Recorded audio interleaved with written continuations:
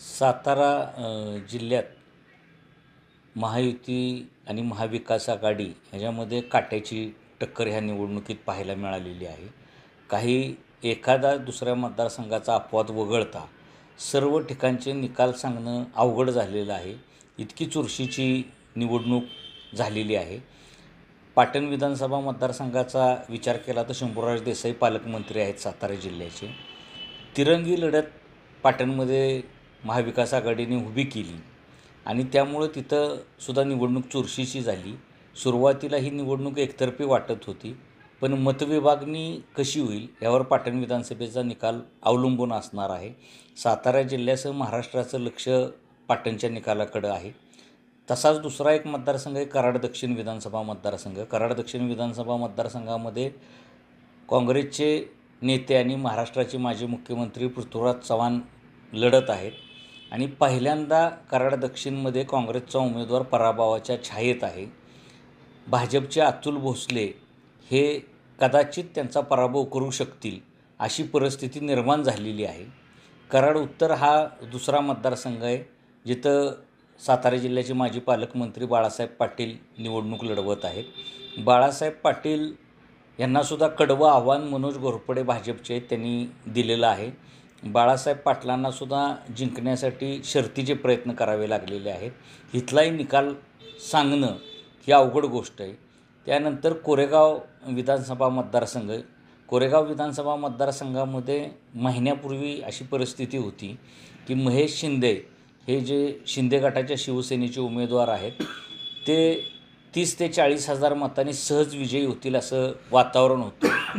मात्र शशिकांत शिंदेंनी जी काही गोळाबेरीज एक महिन्यामध्ये केली आणि एक कडवं आव्हान त्यांच्यासमोर उभं केलेलं आहे. त्यामुळे कोरेगावच्या लढतीचा निकाल सांगणं ही अवघड गेलेलं आहे. कोरेगावमध्ये काय होईल हे सांगता येत नाही. सातारा जिल्ह्यातलं सर्वाधिक मतदान हे कोरेगाव विधानसभा मतदारसंघात झालेलं आहे. मताची टक्केवारी संपूर्ण सातारा जिल्ह्यातच वाढलेली आहे, पण सर्वाधिक मतदानाची टक्केवारी कोरेगाव विधानसभा मतदारसंघाने दिलेली आहे. त्यामुळे वाढलेला मताचा टक्का कुणाचा घात करणार कोरेगावमध्ये हा मोठा प्रश्न आहे. मानखटावची लढतसुद्धा यावेळेस चर्चेची झालेली आहे. भाजपचे मोठे नेते सातारा जिल्ह्यातले जयकुमार गोरे तिथे निवडणूक लढवत आहेत. त्यांच्या विरोधात राष्ट्रवादी शरद पवार गटाचे प्रभाकर घारगे लढवत आहेत. प्रभाकर घारगेंनी जयकुमार गोरेंपुढे कडवे आव्हान उभं केलेलं आहे. खटाव तालुक्याची अस्मिता जागृत करून त्यांनी निवडणूक लढवलेली आहे. खटाव तालुक्यानं मतदानामध्ये मोठी वाढ दिलेली आहे. त्यामुळे तो वाढलेला खटाव तालुक्याचा मताचा टक्का घारगेंना जर मोठी साथ देणारा ठरला तर मान खटावचा निकाल काहीही लागू शकतो अशी परिस्थिती आहे. शेजारचा फलटण विधानसभा मतदारसंघ हा विधान परिषदेचे माजी सभापती रामराजे नाईक निंबाळकर यांचा बालेकिल्ला आहे. रामराजे नाईक निंबाळकर यांचे समर्थक दीपक चव्हाण हे राखीव विधानसभा मतदारसंघातून सलग 3 वेळा निवडून आलेले आहेत. फलटण विधानसभेचा इतिहास असं सांगतो की सलग 3 वेळा तिथं उमेदवार निवडून येतो. 4थ्या वेळेस आजपर्यंत कुठलाही उमेदवार निवडून आलेला नाही आणि यंदा रणजित नाईक निंबाळकरांनी महायुतीच्या माध्यमातून अजित पवारांच्या गटाचा उमेदवार उभा करून दीपक चव्हाणांना मोठं आव्हान दिलेलं आहे. त्यामुळे चुरशीची लढत तिथं झालेली आहे. कोरेगाव तालुक्यातला फलटण विधानसभा मतदारसंघाचा भाग नेहमी दीपक चव्हाणांना मोठं मताधिक्य देतो, पण यंदा ते मताधिक्य घटवण्यामध्ये अजित पवारांना मोठं यश आलेलं आहे असं दिसतंय. जिल्हा बँकेचे चेअरमन आणि राष्ट्रवादीचे खासदार राज्यसभेचे नितीन पाटील यांनी त्यामध्ये महत्त्वाची भूमिका बजावलेली आहे. त्यामुळे दीपक चव्हाण आणि सचिन कांबळे पाटील यांच्यामध्ये चुरशीचा सामना झालेला आहे. दीपक चव्हाणांना विजयासाठी शर्थीचे प्रयत्न करावे लागलेले आहेत. रामराजेंनी सुद्धा तिथं पडद्यामागून मोठी भूमिका बजावलेली आहे. त्याशिवाय वाई विधानसभा मतदारसंघामध्ये एकतर्फी वाटणारी निवडणूक मदनराव पिसाळ माजी मंत्री यांच्या सुनेला उभं करून शरद पवारांनी ती निवडणूक चुरशीची बनवलेली आहे. मकरंद पाटलांना मोठा विजय मिळण्याची शक्यता होती. महाराष्ट्रात पहिल्या क्रमांकानं निवडून येतील अशी परिस्थिती होती, परंतु तेवढा फरक न ठेवता एक चुरशीची लढत अरुणादेवी पिसाळांनी दिलेली आहे. त्यामुळे सातारा जिल्ह्याची जी निवडणूक आहे ती अत्यंत चुरशीची आणि निवडणुकीचा निकाल सांगणं कठीण होईल अशा प्रकारे झालेली आहे.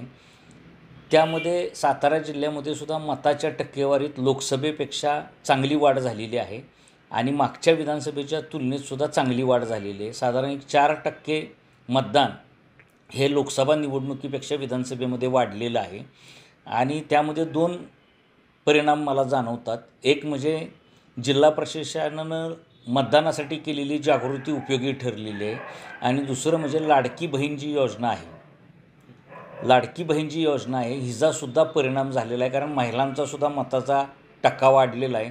पुरुषांच्या आणि महिलाच्या टक्केवारीमध्ये फक्त 1% फरक आहे. इतकं वेगानं महिला बाहेर पडलेल्या आहेत.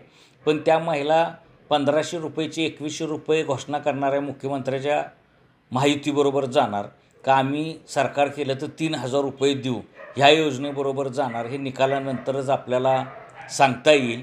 पण चुरशीचा निकाल आणि काट्यावरचे निकाल सातारा जिल्ह्यात आपल्याला पाहायला मिळतात.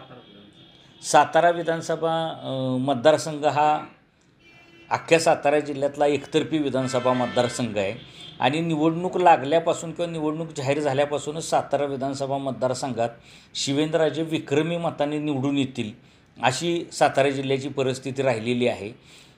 शिवेंद्रराजे भोसले महाराष्ट्रातले एकमेव उमेदवार असतील की जे पहिल्या दिवसापासून विक्रमी येणार ह्याची चर्चा होती. शिवेंद्रराजे भोसले कमीत कमी 80,000 ते 1,00,000चं लीड घेऊन निवडून येतील. त्याला 2-3 कारणं आहेत.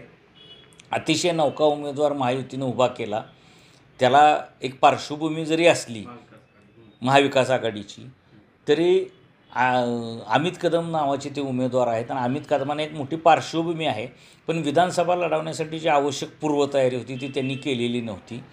त्याशिवाय 2 राजांचं घट्ट मनोमिलन, त्यांच्या कार्यकर्त्यांनी एकमेकांना केलेली मदत, बाहेरच्या राजकारणाचं सातारा जिल्ह्यातला होणारा हस्तक्षेप संपलेला होता आणि एकूण सगळी गणितं ही शिवेंद्रराजेच्या बाजूनं अनुकूल राहिलेली आहेत. त्यामुळे सातारा जिल्ह्यामध्ये ठोस आणि ठाम निकाल फक्त एकमेव शिवेंद्रराजेचा सांगता येतो की ते मोठ्या मताधिक्याने इथे निवडून येते.